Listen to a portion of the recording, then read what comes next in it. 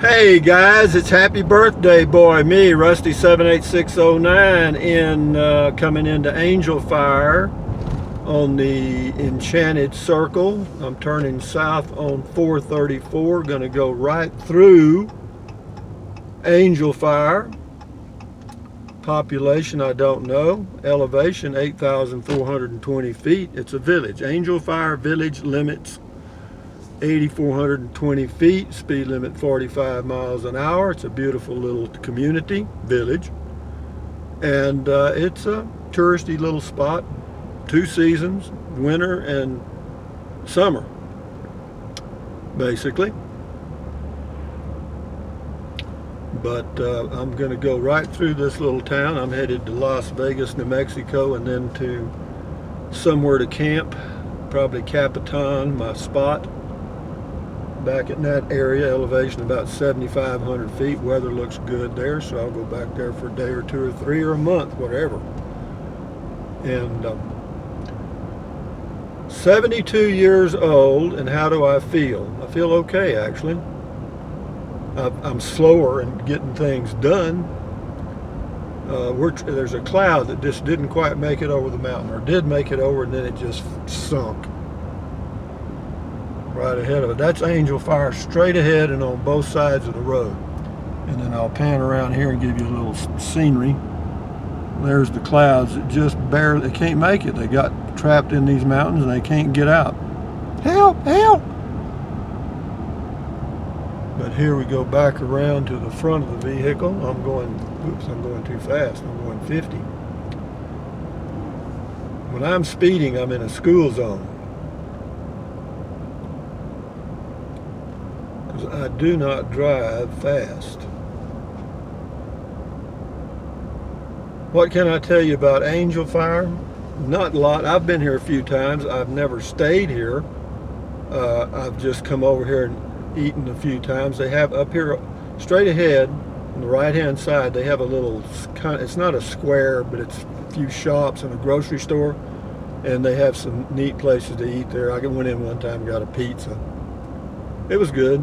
It was kind of exotic. It was on some kind of wheat bread and had all kind of natural ingredients. Cost me a fortune. I thought it was very overpriced. There goes some tour buses taking some old folks on a tour. Got a lot of condominiums in here, and for those of you that are looking for a way to have a place to go and make a little money, you can buy these condos, 1 bedroom, 2 bedroom, and put them in a rental pool and then use them when you want to as your vacation spot. If you're a snow skier in the winter, if you're in a hot part of the U.S., then you want to come here in the summer, then you would just use it that period and then put it in the rental pool the rest. I understand people that do that do pretty good. There's a great little hamburger place right here.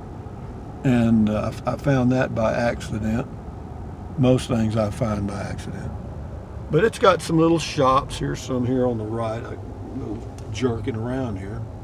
But there's some little shops. They got a brewery. And gasoline here is $2.34 a gallon. There's a mini mart. They've got the better grocery stores right up here on the right. That's where everybody goes, right here on the right. But again, this is Angel Fire, New Mexico, and there's the little grocery store right there. There's a Subway, a pizza place. That's a Lowe's market too. They're pretty good. But we're going to go right on through the town. The ski resort is up on the mountain to my left here. I'm pointing at it now. You can see the ski runs on the mountains, maybe. But yeah, you can ride that ski lift in the summer, or you could. I don't know if you can now or not. I did it one time just for the hell of it. It's a beautiful view. And getting on and off ski lifts is not something I do normally. I mean, you got to kind of know what you're doing, or else you just ride on it for the rest of your life, I guess. Off to the right is the country club area.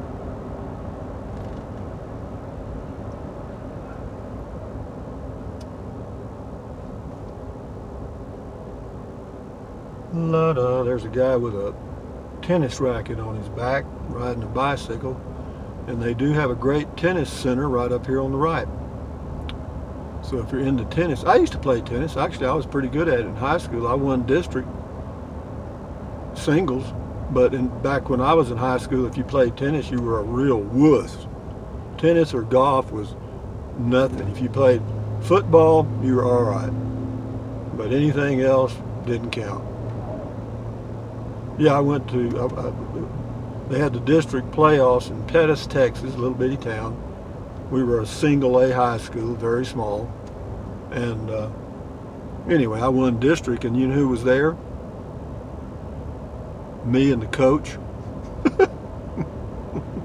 That's it. There was no audience. Yeah, he was the one that gave me I think they gave me a blue ribbon or something. No, there was a little trophy. There was a little trophy. I remember.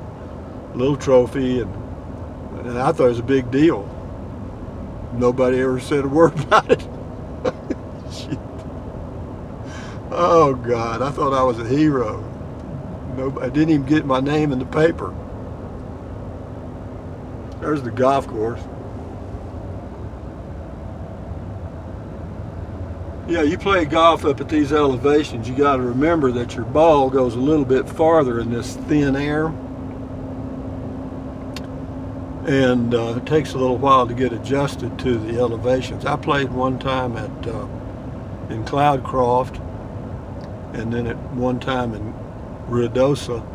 Yeah, you think you're Superman all of a sudden. You know, all of a sudden those 225-yard drives you used to hit are 250, and you're thinking, wow, look at me, muscle man. But anyway, this is highway, I hope, 434, going the way I want to go.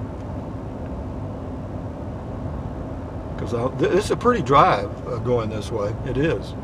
Very little traffic. I took one of my famous shortcuts up here, pulling an RV. Yep. Instead of following 434, I looked at the map and I saw another way to cut across and save a few miles. Well, I didn't realize that after I'd been on the pavement there's a little lake right here. This is a private lake, though. That's a private lake. But anyway, I didn't realize that after I'd been on that paved road for about 5 miles that it ended and turned into a dirt road from hell. I didn't blow out any tires, though. But I made it. It only took me an extra hour. God damn. I've taken shortcuts worse than that, though.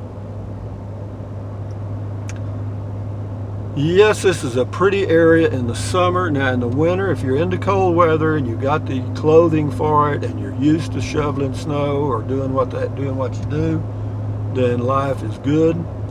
But from Texas, we are not used to snow plows, shoveling snow, or snow blowers.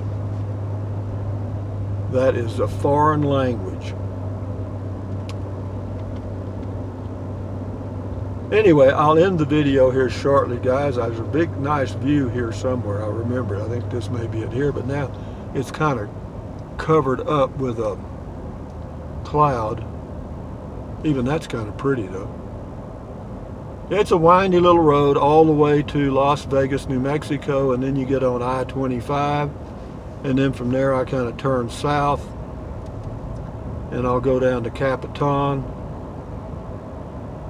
camp there, and I'm not sure, it'll be 1 or 2 nights. It depends on how I feel. I mean, I'm kind of a random camper, as y'all have observed. I do well, when I wake up in the morning, every day is a new day. That's all I can tell you. And I enjoy these drives, I really do. I enjoy seeing the scenery because I'm in no hurry. You know, I'm driving 50 miles an hour now. I don't have a timetable. If I want to camp actually there's camping spots in here. This is a national forest. And there's forest roads you can pull out on. Not right here, but close. And camp for free. Yeah, my shortcut that I took years ago, you could have camped anywhere on that road. But you needed a 4-wheel drive. That was that was horrible. Another one of my gross errors. I know a lot of y'all think I'm perfect, but I'm not. Ha ha. 72 years old, young. 72. 72. What happened when I was born in 1945? Well, World War II was coming to an end. The baby boom generation was just starting. Actually, the U.S. economy was just starting to boom. I mean, we had a boom after World War II that lasted all the way up into the 1970s. I mean, it really did, and it was a good one. There was building going on, jobs were good, people could work at companies for 30 or 40 years, retire with a good retirement. Everybody had health benefits, no complaints. You know, that was just part of the deal. When you went to work for somebody, the company provided health benefits, had a good retirement plan, and that was the way it was. And that's why a lot of these people that come up here to Angel Fire today are that generation, the baby boomers. And after that, in the 80s, it started to decline. Wages pretty much leveled off. Corporations started moving overseas for cheap labor, and that's the end of that. But anyway, it is a pretty day. And right now it's 55, which is very nice. And as soon as I get around this curve, I'll end this video, and I may do some more, who knows. Driving videos, I don't mind doing at all, because I enjoy it. It passes the time. Anyway, I'm going to end the video, guys. Thumbs up, carpe diem, adios, bye-bye. Buy USA made when you can. Drink plenty of water. 3 or 4 quarts a day won't hurt you. You may pee like a racehorse or a 2 or 3 pecker possum, but you'll feel a lot better. And take deep breaths, breathe in through your nose, not through your mouth, several times a day, because that relieves stress. And when you relieve stress, you feel better, and you'll live longer. And hopefully I'll live to be 73. You know, I'm just going to take it one step at a time. You know, how do you eat an elephant? One bite at a time. The longest journey begins with a single step. So if you want to live a long life, just live 1 year, 1 moment at a time. Adios, guys.